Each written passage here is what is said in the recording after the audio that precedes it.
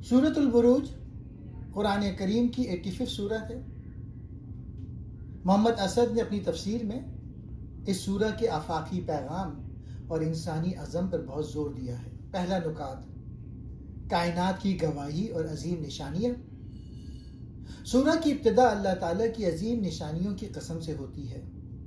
बुर्जों वाला आसमान।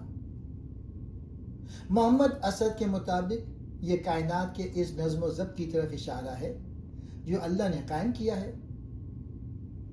क़यामत का दिन, वो दिन जिसका वादा किया गया है और जो अटल है। गवाह और जिसकी गवाही दी जाए। इससे मुराद हर वो इंसान है जो सच्चाई का मुशाहिदा करता है और वो हक़ाइक़ जिनका मुशाहिदा किया जाता है। दूसरा नुक्ता, खंदक वालों का वाक़या।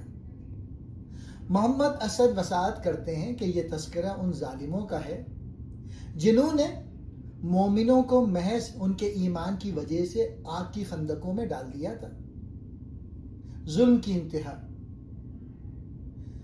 जालिम लोग मोमिनों को जलते हुए देखकर खुश हो रहे थे। जुर्म क्या था?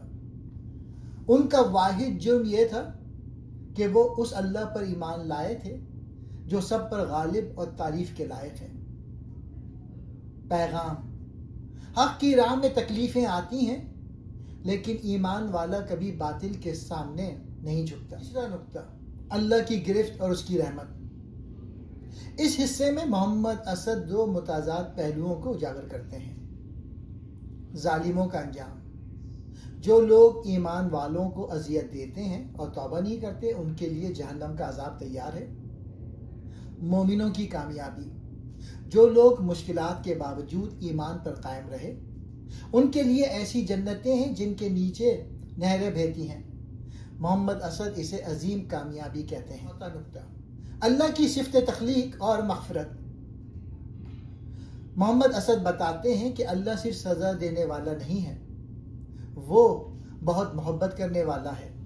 वो कायनात को पहली बार पैदा करने वाला और दोबारा जिंदगी देने वाला है।